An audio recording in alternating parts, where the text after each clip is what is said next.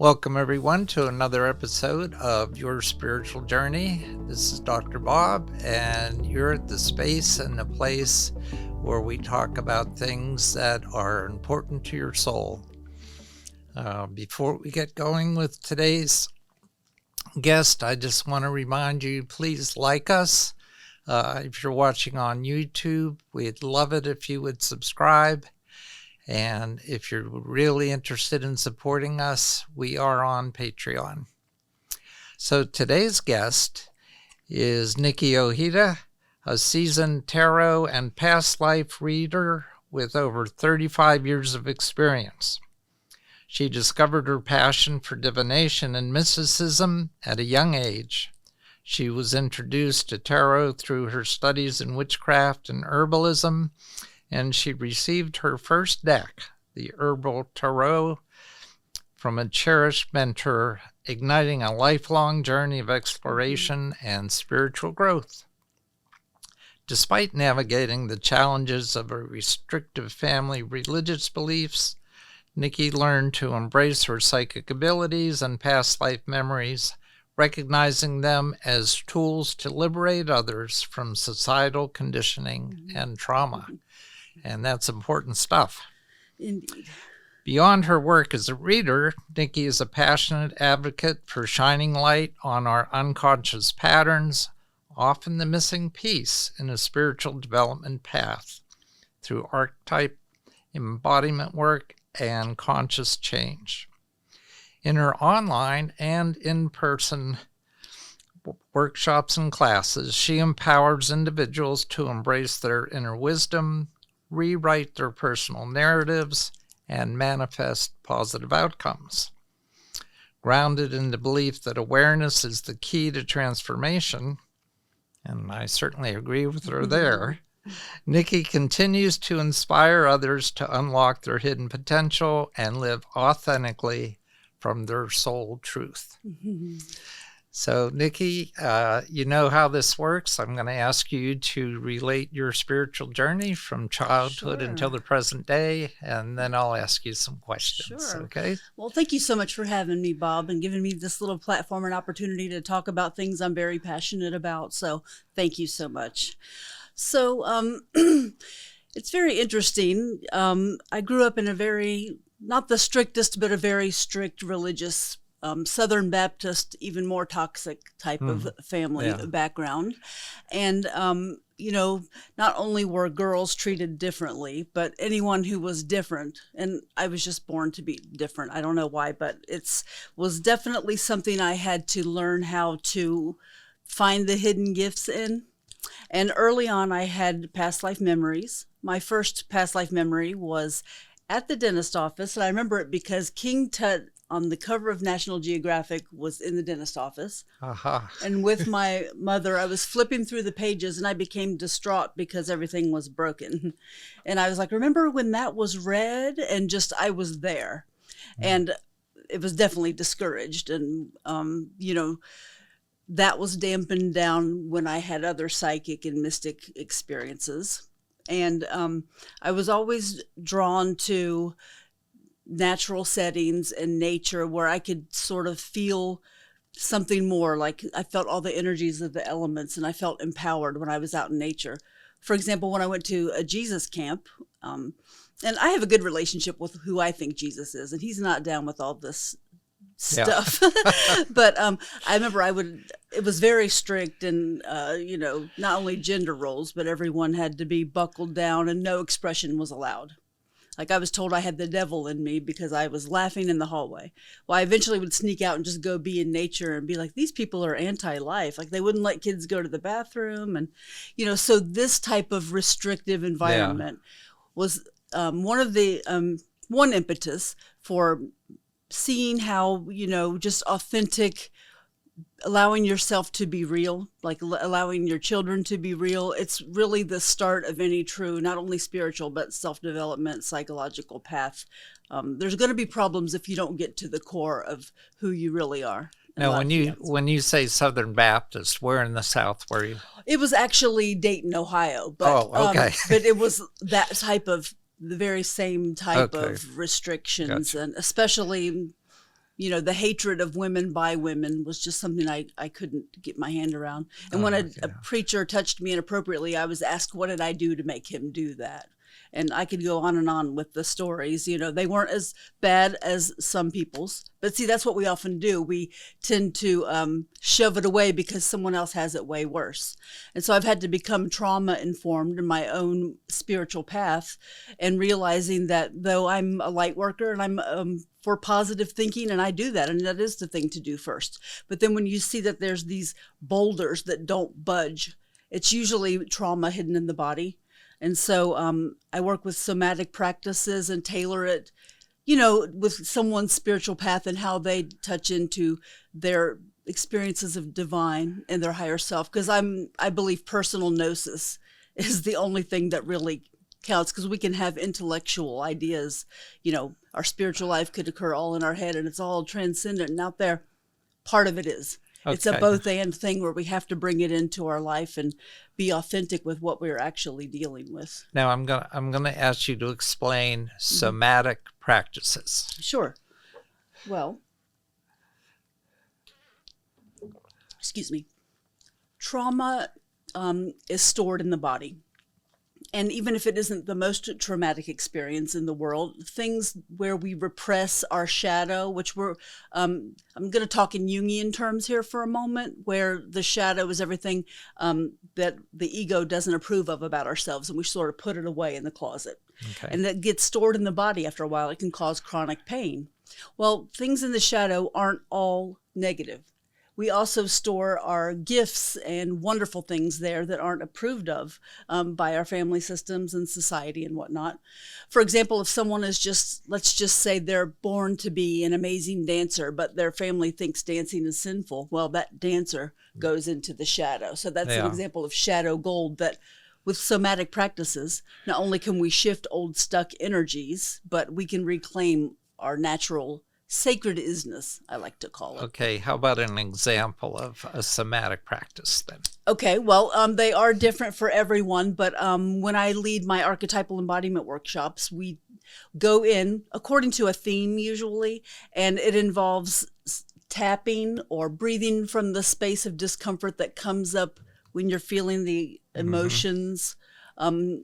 So breathing into it, visualizing, tapping, dancing, and moving from that space.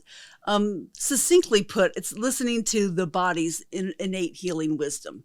But it takes a few steps to get there because we're divorced from that, natural healing wisdom within. And it goes with so many modalities, and it also helps you discover which modalities actually work for you, because we're not all supposed to be the same. So it's only natural that some healing modalities won't work on some people, but getting in there in some way or another for people who have that, and they know they're like, I've just been as positive as possible, and yet I have this mountain of rage. What do I do? That's what we're talking about here. Not step one. This is on your healing path where, let's say something can't be budged, and it's like, we almost get shamed. We live in a shame-based culture, frankly, and if we have negative emotions, we're shamed for that.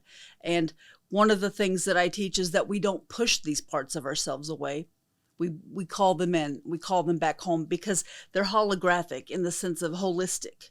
So let's say that if I, for example, wasn't owning my mystic archetype, it would come forth as an addict. If someone else wasn't owning their innate teacher archetype, it could come forth as a critic or a naysayer. So this energy has a better expression that can be upgraded to. Rather than trying to push parts of self away, we seek to upgrade their expressions. So. Okay, we'll get you back on track now, because I interrupted to take you into some definitions here just for our audience. Sure. So moving ahead with your life story and where that's been taking you, and say your teen years. And okay, so my teen years, I got to grow up during the Satanic Panic, and my family would have those backmasking cassettes where they would play rock music backwards, and it was the creepiest thing in the world. Oh my. And they would look for these satanic hidden messages, and they would play them right before my cousin and I went to bed. So there was a lot of anxiety about just it just wasn't good, and it wasn't a nurturing place to be. So it's that sort of environment, and then being naturally mystical. It took a long time to own that, So I kind of rebelled. I was when I finally first I drank the Kool-Aid. I really tried to be good, and all that, and then eventually I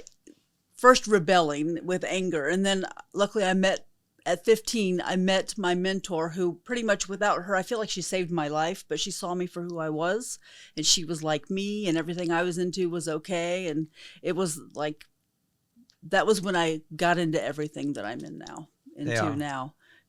And so I worked at her herb shop, and she's the one who gave me the herbal tarot. And so I learned about herbs, essential oils, and tarot all at the same time. And so I incorporate that. I create optional essential oil blends for people based on their energy shown in the reading, because I learned all that symbolism at once. So that was 15, where I luckily got to be exposed to, lovely ways of living and lovely people. And it was such a gift, and I'm so grateful for that.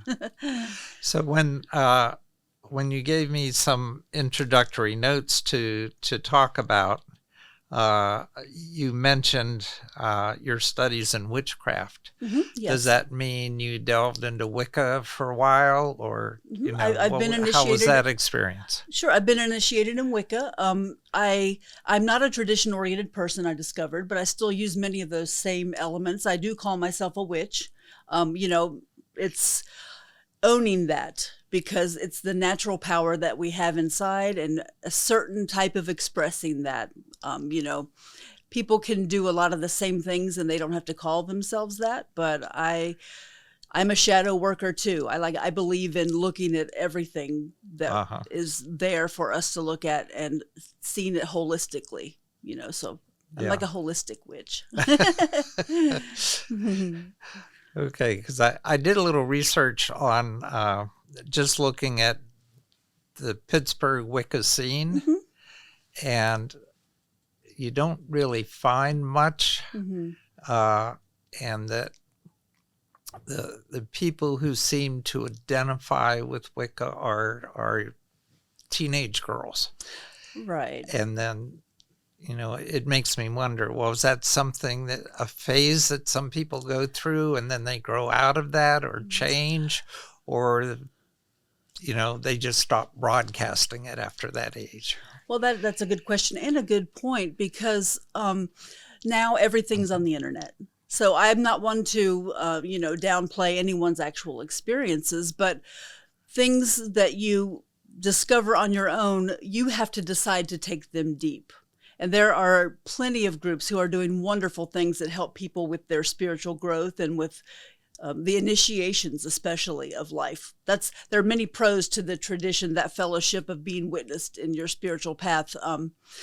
But there are more than teenage girls that are just not talking about it as much. And of course, there are a lot of people who also find that they aren't particularly tradition oriented, and they rather have, their own way of going about, whether it's tuning into the seasons and the natural cycles and the wheel of the year and all that. That is a big part of it. And it's really a beautiful thing, and I still use aspects of it. But it's more that people will tune into, like, the paganism, which is not necessarily witchcraft or Wicca, but Wiccans and witchcraft are pagan. Well, some Wiccans will say they're not pagan. That's why I try not to get too caught up in categorizing. I just know that a personal spiritual path is the greatest gift you can give yourself, but you're still going to need mentors along the way. And so it's all about your own intention. I'm intending to actually go deep with this and get spiritual development, or I just want to decorate my house witchy and feel cool. That's fine too. It's very complicated when we get into the words of it all. Yeah. But I like to be that for those who feel it too, and they know they're different, and they don't feel safe, or they don't feel accepted. I say eventually you'll have to own who you really are, because the masks, they get in the way after time. Yeah. They really do. So you do some past life work, and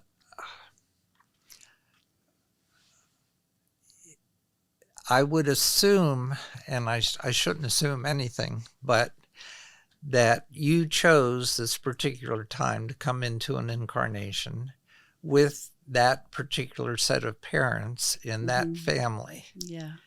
So have you done any research or study of that, just trying to figure out, okay, what lesson was this supposed to teach me, or why did I do this? Oh, yes. And first of all, knowing that intellectually and embodying the reality of it are two different things. So I had that rage even after I knew that I chose that on some level. Maybe we don't choose everything, but there's that which is fate and that which is destiny. And the destiny is malleable, but the fate, for example, I'm Caucasian, these are my parents, this place.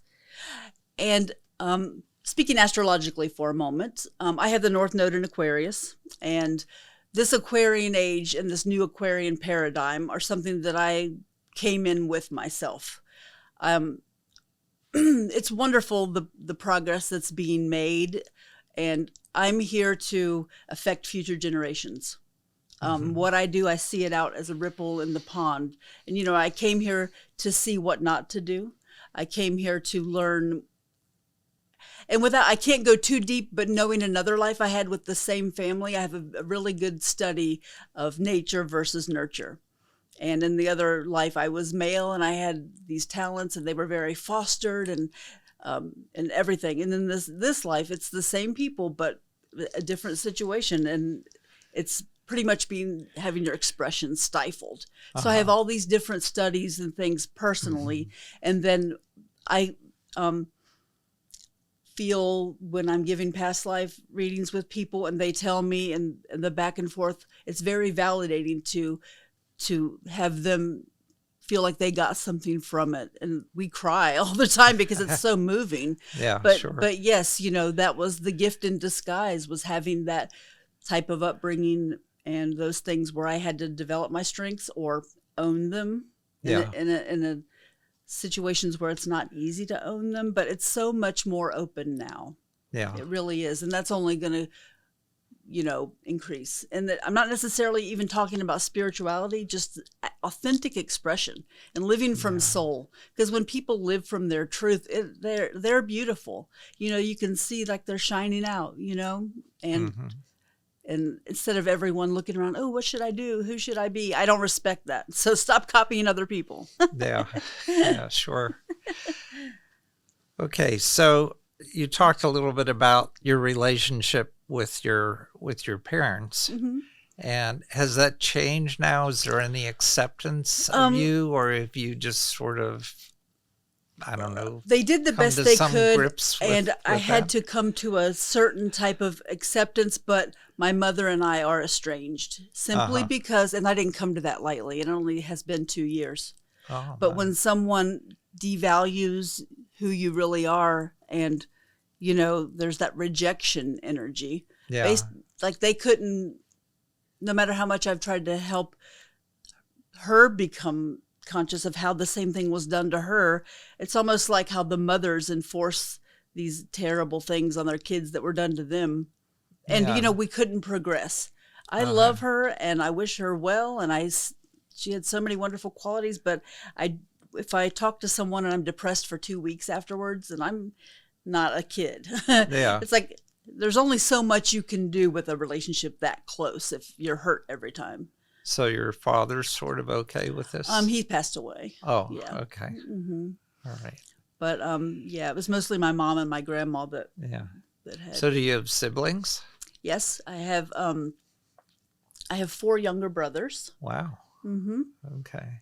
And we're all pretty far apart, and I love them. I talk to them from time to time, not very often.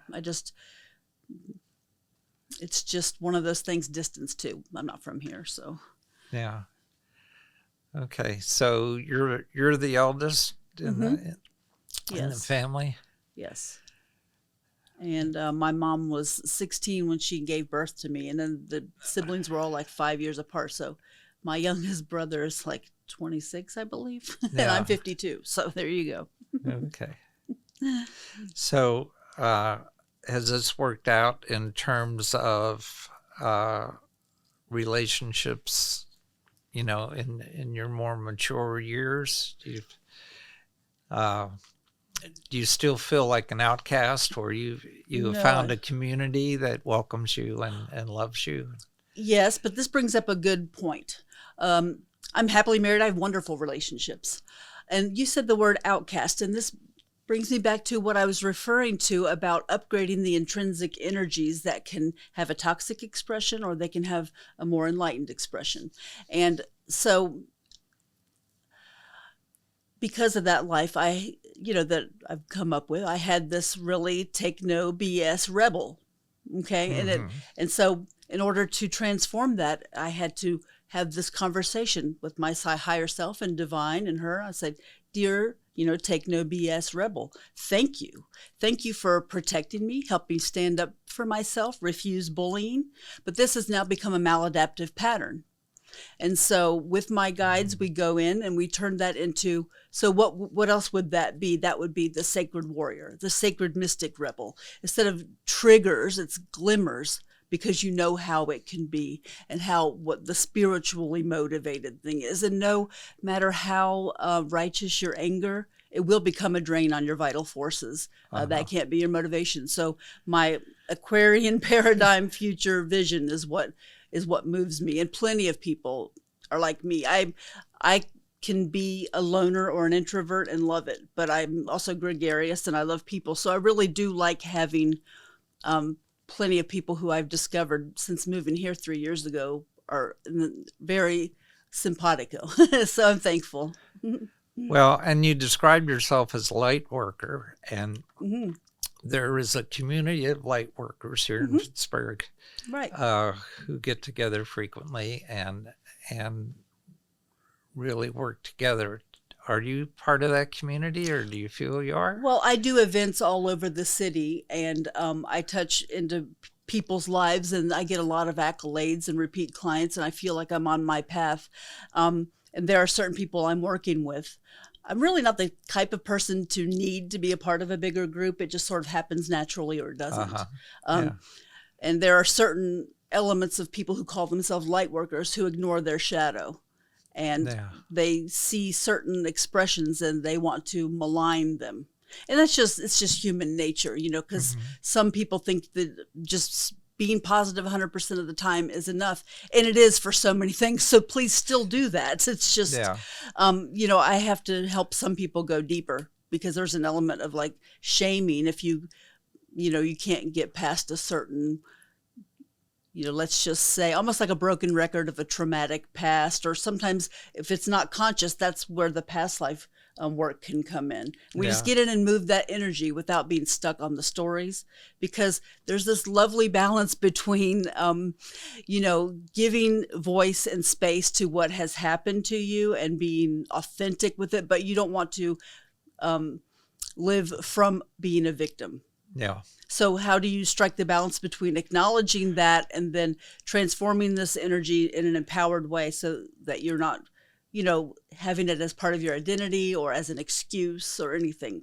Because I'm not about enabling that, but also with self-compassion and radical self-acceptance, which isn't easy to come by, really. So, but I do have plenty of light worker people around me who I love, but my work is pretty much just me. Yeah. Mm-hmm. Okay. I know that I guess I'd say I dabbled in tarot when I was in college, and I did a number of readings that seemed to be received well by the people I gave them for, because they found a lot of truth in what those readings were. Now I find that my son is better with tarot than I am, and I've passed my deck and all my materials on to him. But I guess, as we discussed earlier, I would be interested in having you do a short reading for me. Sure, I will absolutely do that. If we could do that. Sure. So before I do that, I just want to talk a little bit about a symbolic mindset. And, the journeys that we go on in life. And I'd also like you to explain the deck that you're using. Is this the herbal deck now, no, or a this different isn't. deck that I do you still use? have that one. Okay. But this is the Witch's Tarot, and I have like 15 decks, but this is the only one I use professionally. Okay. And the pictures, they're not that special necessarily. But they speak to me. Yeah. So I just stick to the one that I feel the most resonant with. Okay. And so, speaking of the tarot, would you take the Ten of Swords out of there and sort of throw that away? No, Bob, I don't sugarcoat, but I will give Okay. you the empowering perspectives. Okay. I always seek to give empowering perspectives, but I won't. I don't sugarcoat. Appreciate that. But there's a lot of fear toward things that are really just pointing you to the next cycle. And lots of times in our society, we are intimidated by the dark side of a cycle, whether it's change, transformation, winter, aging. We don't give it the space. Even our elders aren't given the respect they deserve. And a lot of them don't deserve respect. They're not elders, they're oldsters. And there's a big difference. Then that's a lack of initiation in our society. But the tarot are symbolic of the journeys we go on over and over. The major arcana generally refers to more spiritual or big picture elements, and the minor arcana generally are more, I don't want to say mundane because they weave together, but more immediate things, physical most of the time, or emotional, but not as lofty. So I don't want to know, this is how I do my readings. I don't want to know what issue you want to know about for what I usually do is my first three. And this is what I'll do for you. When I'm doing a reading for someone, I have what I call my pure message, which is the first three cards. And after that, I ask them if they want guidance in a particular area. But more often than not, the first three cards will touch into what they wanted to know. So what I'm going to do is I spread, like I do online readings as well. So I spread the cards out in a line. And you can move them as you need to. But I want you to, before you pick the cards, just sort of inquire with your higher self. How might a little bit of tarot insight help you? You don't have to hear words, but opening up the energetic connection as you're breathing deep and just being here for a moment. And then when you're ready, I want you to just grab three cards.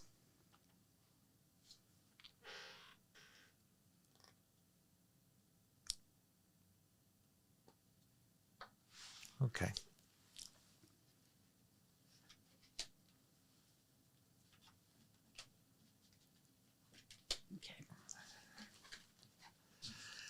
Okay, for those of you just on audio and not on visual, I just drew three cards from the deck.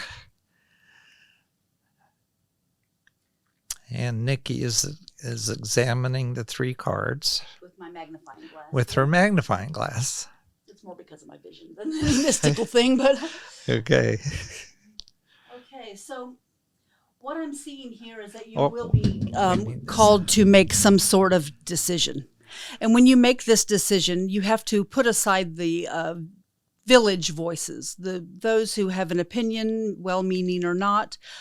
Sometimes it's within ourselves, but beware of any like small-minded wagging tongues and gossip when it comes to changes you make. And it's almost like there's going to be a chance to have a different in relationship to your physical environment. If you're moving, that would explain that, but it could be something equivalent where you're going to upgrade your physical world and your house, and you're going to have a better relationship to your house based on these decisions that you make. And it's also the inner environment, like the body, but you might be called to make a move. And when that comes, you want to trust your inner wise one, not the myriad voices around. So that was what I got for that was my 3-card reading, the entrance thereof. And then at that point, I would go further based on whether or not that resonated with you in any area or not. Yeah. So. Okay. That works for me. Okay. So thank you for that. Mm-hmm.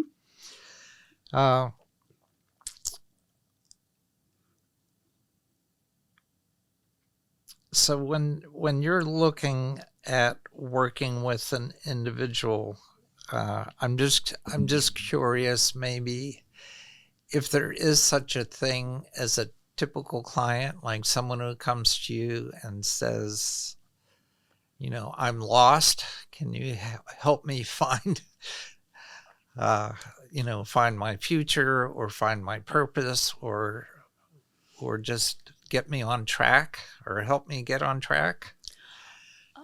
I've I don't usually think in terms of typical. It's just not how I view because everybody's just so different. But Yeah.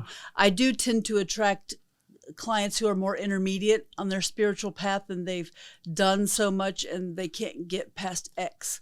That's where Yeah. what I do with the past life and the archetypal embodiment, which I offer personalized. I do everything online as well. That's where we get in there. It's almost like a moving meditational shamanic journey, to shift that energy. So, and then at events, it's just a lot of people just say, I was drawn to your energy. I walked around and saw, all the readers and I was drawn to you. And I believe like all the readers there have that. It's like someone's drawn to them, someone's drawn to me, and it's really Right. beautiful. So I just get all different types of people and situations, Yeah. that seeking insight usually, So you don't find a major difference between face-to-face and doing this long distance with somebody? None, because the energy is non-physical. I can do it over the phone. I'd like to be on video because I can see them, but that's not necessary. And Yeah. I even do I-Ching readings over email, because I have Okay. to do the whole thing, and then I give them their results within 48 hours. But yes, it's completely non-physical. I don't need to be in front of them at all. And there's All right. pros to that for them because they can be in their own energy sphere as well. So that's something we haven't discussed. You do I-Ching readings. Now, how did that come about? When did you first get engaged with the I-Ching? And So I've been doing all these other things for like 35 years. uh-huh. Around 20 years ago, I was very interested in yoga, and so I was taking yoga classes, and I do that off and on, but I was introduced to the I-Ching through someone I met there, and I just love it's less about my intuition and me, more about finding a good translation and learning about that. But it complements the tarot as well. But it's just such like a not only secondary but third area or fourth area thing that Yeah. I do. It's just something that I offer for people who don't really want to talk to someone. They just want to get a little bit of an insight, and that's Yeah. the best way, just doing it over email. Some people don't want to talk to others, Yeah. so that's for them. It just kind of evolved as a need for people. So those unfamiliar with the I-Ching, could you enlighten our audience a little bit about where that came from and what an I-Ching reading consists of? How does that happen? Well, okay, so it's a very old system of Chinese divination. Lao Tzu and all of those types of sayings are found in there, and it was traditionally yarrow stalks that they would cast. You could do 3 coins. I used yarrow stalks because I like it. And then you have the sets, either broken or straight lines, and they have like 64, the hexagrams is the word I was looking for, 64 different hexagrams, and it's amazing all the different life situations that covers. And so it's pretty mathematical, but then having a good interpretation, and then once you've read that, I don't even need to know anything about the person. I just offer them up the information given by the hexagram. Yeah. And sometimes I'll throw in my own intuition, but generally speaking, that's not what they want. They just want the interpretation. So like, it's not the biggest thing I do by far. And I don't know as much about it as I do the tarot either. Yeah. Full disclosure. Okay, so there's a casting of the yarrows. And some broken lines and some straight lines. By adding and- them all up, and- it's really math, yeah. And hexagrams. And then you consult the book, the I-Ching, and that gives you the reading, whatever that particular hexagram represents. Right. And Okay.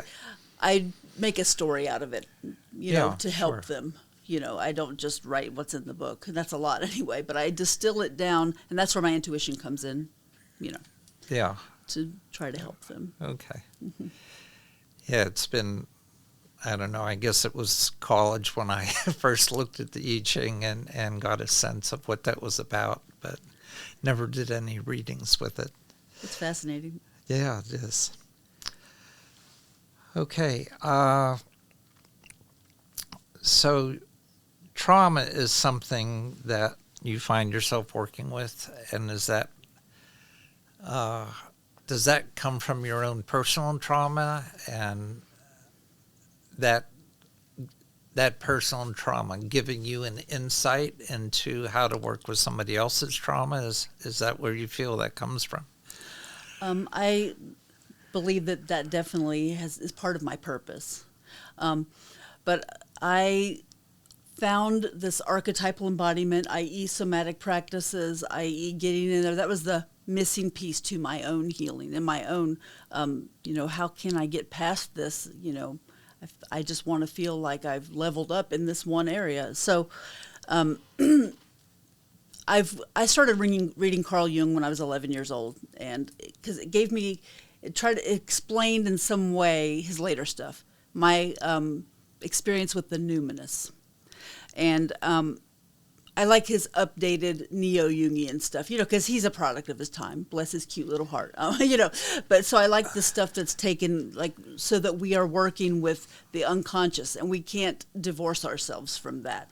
And so I followed Marion Woodman, which is a lot of what my work is based on in her mystery schools. And I'm actually offering a class on March 17th at Ceremonial in Point Breeze, where we are going to tune into how to do that. And it's called Attuning to the Wise One Within, an Introduction to Archetypal Embodiment Techniques. So I usually do it more specific, but this one is designed to tailor to your own spiritual practice, whether it's magical, personal development, or, just wanting to get to the depth of psychology. I like to weave it all together. Mm-hmm. So that, to me, going deep, and that's where trauma comes up. The more you go deep, the more you see. The more you look, the more you see. Yeah. But by bringing the unconscious to consciousness, that doesn't necessarily mean knowing and understanding all the stories. It means you put your intention to, you align the unconscious, the everyday consciousness with a higher consciousness more and more. And it's very beyond words. It all really requires a symbolic mindset.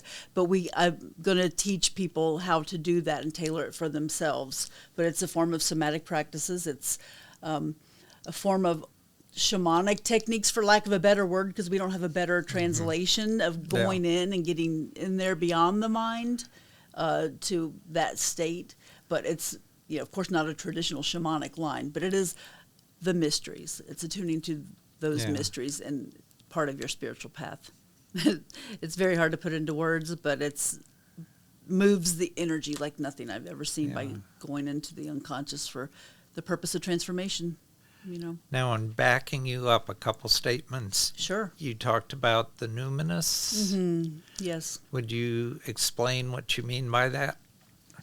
So most of us, when we're children, we really have an attunement to substance and meaning. Almost like it's something beyond an ordinary perception, that you can get it from like the beauty of a sunset, or, a loving encounter with someone, or just a spiritual experience. So it's very personal, but it is above and beyond everyday consciousness. And Jung became a mystic, and he was delving into that. Okay. So that's why he was Who maligned. Became a Carl Jung. Oh, Jung. Okay. Yes. That's what I missed. Okay, go ahead. Mm-hmm, yeah. So I like to take the people who were inspired by him, because he was really getting on something. He was maligned during his time too. But his wording is problematic these days and all that stuff. So the main thing that got me on this path was the book Women Who Run with the Wolves by Clarissa Pinkola Estes. And it's all about finding your wild soul and that realness, and living it as much as possible within the, lovely confines of our reality here. And it's very fulfilling. I like to help people find that, even just a next step to soul fulfillment, just that next step to soul and spiritual embodiment and living it, and it's continuing for me. I don't claim to be a perfect person, or, some people who are healers, they don't understand that it's an ongoing path. And so I don't try, I don't subscribe to any of that guru and whatever stuff. I'm a student. I always will be. And I'm on this helping others who resonate with what I have. And I understand not everyone resonates with everyone's work. That's the beauty of it, though, Yeah. you know? And so, of course, women are going to be very drawn to it because I'm all about reclaiming that. And in many ways, but not always, women have a lot to reclaim and just to claim just about being able to exist without apologizing for living. You know, Yeah. there's that element, but and it hurts men too. I could go on and on here too. So I'm all about restoring, you know, a good relationship to divine masculine as well as the rise of the divine feminine, you know, Yeah. because it doesn't help to flip the script and point fingers and then suddenly they're oppressed. No, I'm not about that. I'm all about a both and scenario. So the Jungian work, is that mainly where the archetype studies come in, and your, I don't know, your passion for archetypes? Absolutely, yes. So it sort of started with Plato and what he called forms. Uh-huh. So they're like primordial patterns of meaning and or energy. And so they're within us and beyond us. And so we can tune into them to adjust our energy expression. And we have our proclivities, you know, archetypes that we tend to carry. And nurturing those in their highest expression is, you know, very important. Then we have the less personal ones, but that we all have, such as the inner child. And, you know, then there's, for screenwriting and that sort of thing, you'll have the hero and tropes and stuff like that, you know, the villain. And those are all archetypes as well, because they speak to us and they contain the whole collective unconsciousness and the range of human consciousness. So one way that you'll know you're up against an archetype is if it makes you feel its meaning without explaining its symbolic so-called meaning. Yeah. It sounds so lofty as I try to explain it, but working with these patterns of meaning and energy helps us adjust our own energy and our own perception beyond just the intellectual, because we live in our heads. Right. You know, Right. it's living it. It's like, oh, I actually really get that now. It's in my bones. That's what I'm going for. Yeah. Okay. Or at least in your fascia. Exactly. Somewhere in there. Yeah, no perfectionism here. Okay. All right. I have to say that we could probably talk for hours, but we can't. Right. But this has been a joy to have you, you. on the program.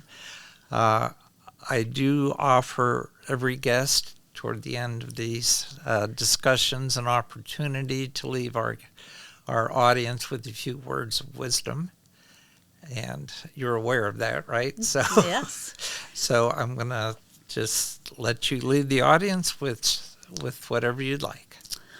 All right. Well, we all have a special energy that only we can exude, and it's like a mandala of energy. And if you have the intention to have the mandala of energy that is you, from quantum to cosmic, from micro to macro, have that make the universe happy. I want the mandala of my life to make the universe happy. Because sometimes we don't know what to do. Divine, move me. And so just knowing and owning your own energy and align it with the divine, you'll be 1 millimeter closer to something that resonates with fulfillment than you are now. Okay, I love it. Well, audience, as always, take what resonates with you and put the rest on a shelf for when you're ready for it, and then bring it back down when you're ready. So until next time, this has been your spiritual journey.